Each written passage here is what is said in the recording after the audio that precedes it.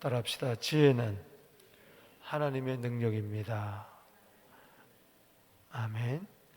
오늘 24장 5절에 보면 지혜 있는 자는 강하고 지식 있는 자는 힘을 더하나니. 따라합시다. 지혜 있는 자는 강하고 지식 있는 자는 힘을 더하나니. 지혜는 여호와를 경외함으로 얻게 되죠. 아멘. 잠언 9장 10절에 지식도 여호와를 경외함으로 얻습니다. 잠언 1장 7절에 결국은 지혜로 말미암아 강하게 되고 지식으로 말미암아 힘을 더 얻는다는 것은 하나님을 경외함으로 말미암아 지혜를 얻고 능력을 얻는 거기 때문에 지혜는 결국 하나님의 능력입니다. 지혜가 있을 때에 하나님의 능력이 있습니다.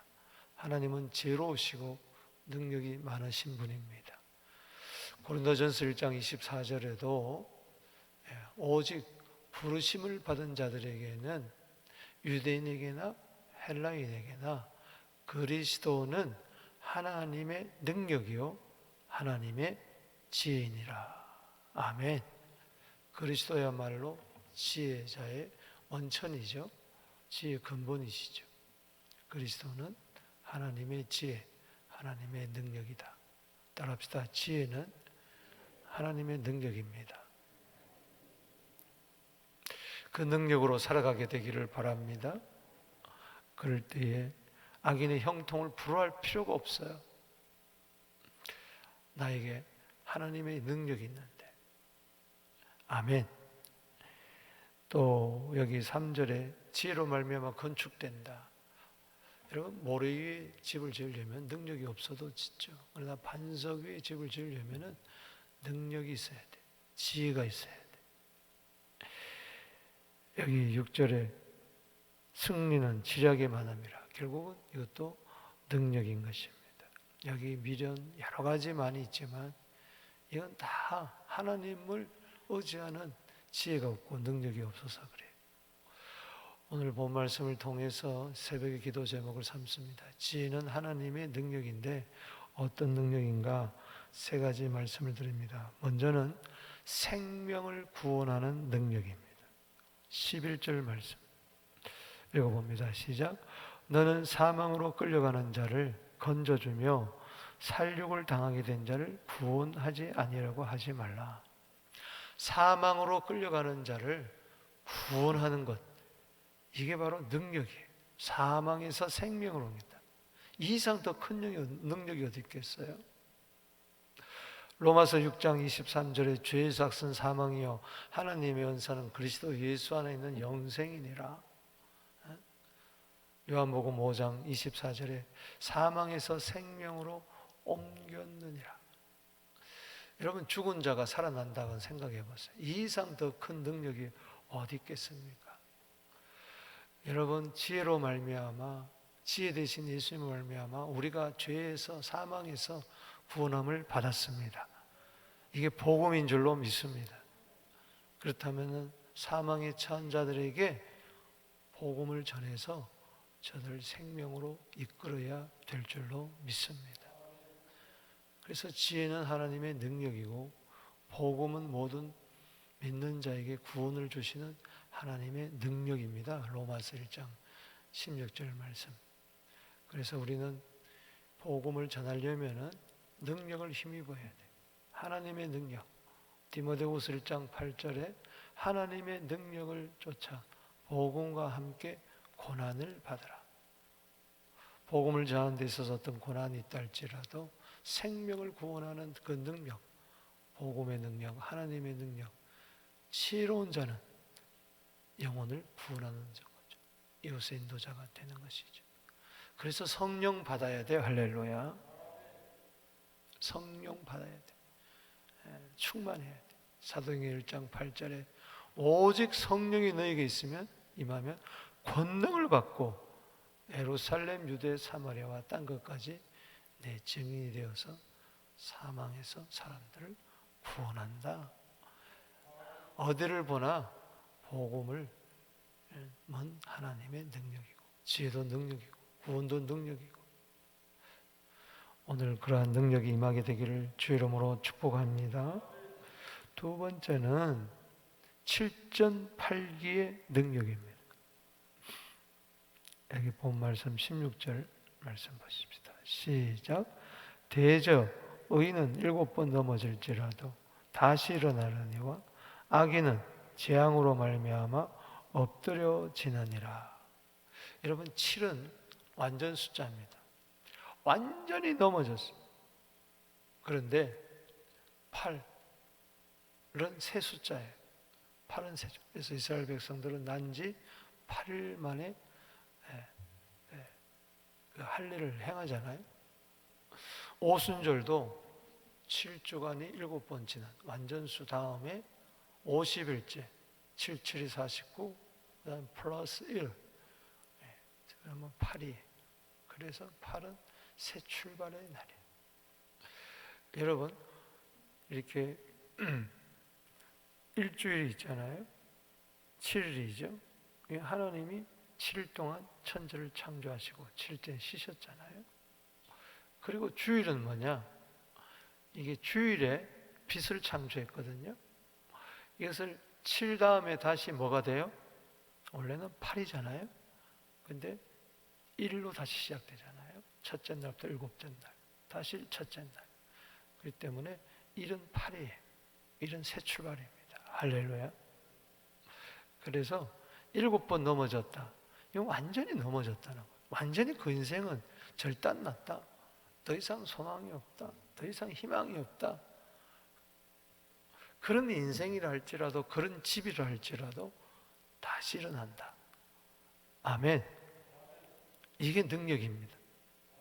이게 하나님의 능력. 하나님의 지혜로 이렇게 해주는 거죠. 저 집 완전히 폐가 망신해서 그래도 일어나는 거예요.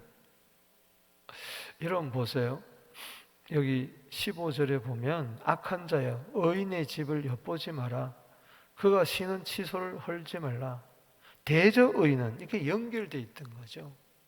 그러니까 악한 자가 의인의 집을 엿보다가 그 쉬는 처소를 허물 때가 있어요. 이 악한 자는 마귀죠.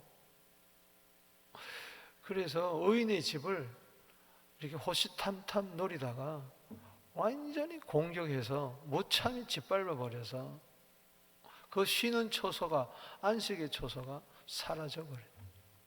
그래도 의인은 뭐요? 7번 넘어져도 다시 일어난다. 할렐루야.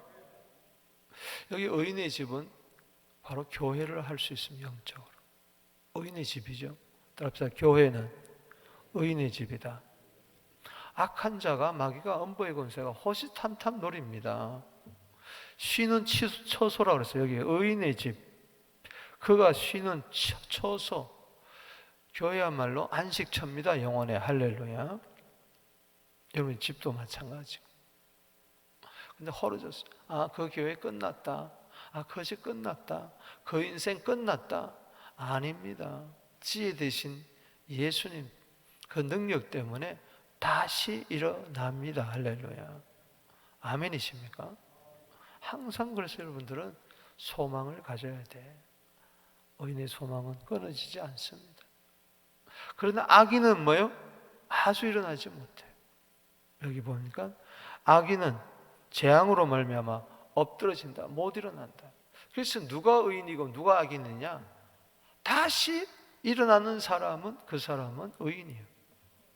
그런데 완전히 자빠져 있는 사람은, 그 사람은 악인이에요. 그래서 우리는 다시 일어납니다. 할렐루야. 우리에게 지혜가 있습니다. 예수님이 계시잖아요. 아멘. 악인의 등불은 꺼집니다. 여기 20절에 장래가 없고 악인의 등불은 꺼지고 마는 것입니다. 여러분, 삼손 무참히 짓밟힌 것 같아도 머리가 다시 자라서 살았을 때 죽인 블레셋 군대를 죽인 자보다 죽으면서 죽인 자가 더 많다. 여러분, 다윗 넘어졌지만은 일어났습니다. 할렐루야. 아멘. 그래서 마태복음 1장 1절 아브라함과 다윗의 자손 예수 그리스도의 계보라. 신약의 문을 열잖아요. 베드로도 마찬가지입니다. 3번이나 예수를 저주하고 부인했지만은 그는 다시 일어났습니다. 아멘. 초대 예루살렘 교회 부흥의 주역이 되었고, 그가 한번 말씀을 전할 때 3천 명이 돌아왔고, 나면서 40대는 안전병을 일으켰고, 할렐루야. 거꾸로도 십자가 지잖아요. 의인은 7번 넘어질지라도 다시 일어난다. 이게 바로 능력이다. 아멘. 우리 힘으로는 못 되죠. 시편 37편 24절에 저가 넘어졌지만은 아주 엎드러지지 아니한 것은 여호와께서 손으로 붙들어 주심이라. 주여 새 힘을 주시옵소서. 이사야 43장 31절에 새 힘을 주시옵소서. 그게 바로 지혜요 능력인 것입니다. 그 누구도 다시 일어날 수가 있습니다. 예수 믿으면 될 줄로 믿습니다. 세 번째는 게으름을 이기는 능력이에요. 게으름을 이기는 능력. 여기 30절에서 내가 게으른 자의 밭과 지 없는 자의 포도원을 지나며 본즉 가시덤불이 그 전부에 퍼졌으며 그 지면이 거친 불로 덮였고 돌담이 무너져 있기로. 자, 32절에서 읽어봅니다. 시작. 내가 보고 생각이 깊었고 내가 보고 훈계를 받았노라. 지혜를 얻었다는 것이죠. 그래서 게으름을 이긴다는 겁니다. 33절 34절 시작. 내가 좀 더 자자 좀 더 졸자 손으로 모으고 좀 더 누워있자 하니 내 빈궁이 강도같이 오며 내 곰핍이 군사같이 이르리라. 여러분 말씀드렸죠? 잠언은 5부분으로 나누어 주는데 세 번째 부분을 지금 우리가 보고 있습니다. 세 번째 부분이 22장 17절에서 24장 오늘 34절 마지막 절까지인데 그 세 번째 부분은 어쩌면은 첫 번째 부분, 두 번째 부분, 세 번째 부분의 결론이 바로 뭡니까? 게으르지 말라는 거예요. 사람이 어떻게 게으르지 않을 수가 있습니까? 힘이 있어야 돼요. 능력이 있어야 돼요. 할렐루야. 의지가 강해야 됩니다.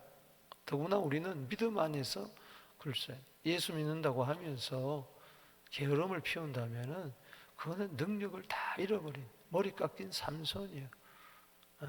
빈궁이 군사같이 곰핍이 강도같이 이르러요. 즉 인생이 어려워진다는 거예요. 오늘 이 본 말씀은 그 위에 말씀하고 연결되는 말씀인데 예를 든다면은 여기 27절에 내 일을 밖에서 다스리며 너를 위하여 밭에서 준비하고 그 위에 내 집을 세울지니라.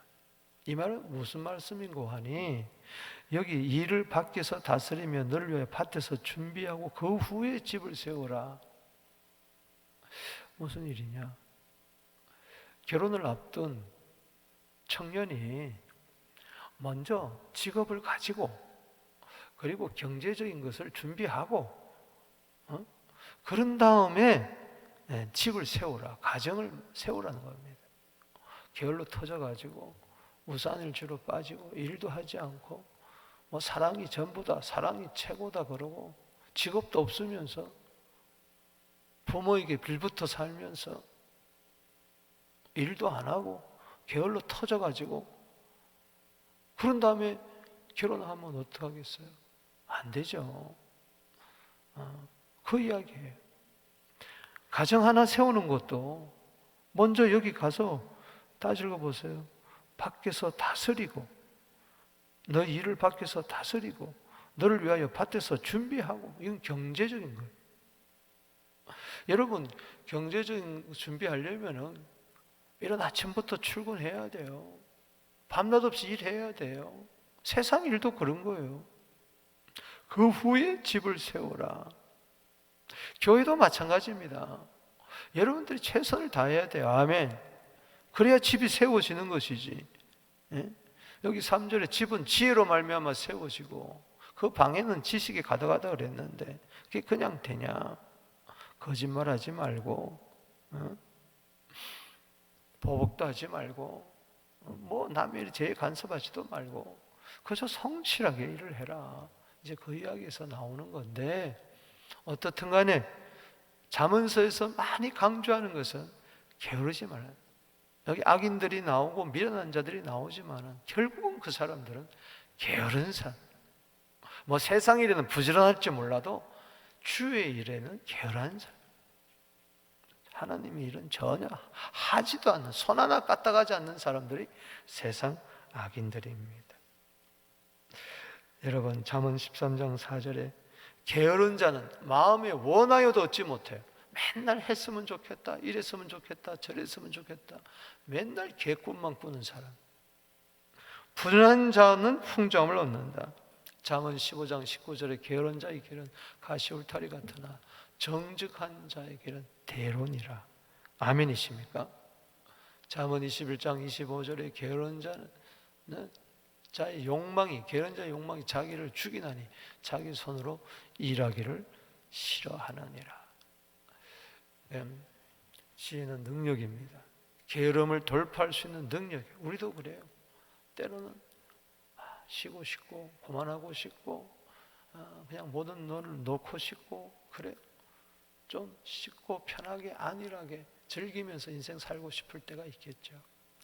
그러나 주일에는 은퇴가 없습니다. 할렐루야. 죽을 때까지, 주님 부르신 날까지 나를 일꾼 삼으신 주, 주의 능력 베푸사. 할렐루야. 언제든지 주 뜻대로 사용하여 주소서. 아멘. 그래서 우리는 능력을 받아서 언제든지 주님 부르신 날까지 주님 뜻대로 사용하여 주시옵소서. 로마서 12장 11절에 게으르지 말고 열심을 품고 주를 섬겨라. 말씀을 믿습니다. 그래요. 지혜는 능력이구나. 생명을 구원하는 능력이구나. 7.8개의 능력이구나. 게으름을 돌파할 수 있는, 그래서 성실하게 살게 하는 능력이구나. 근데 이 방해하는 게 있어요.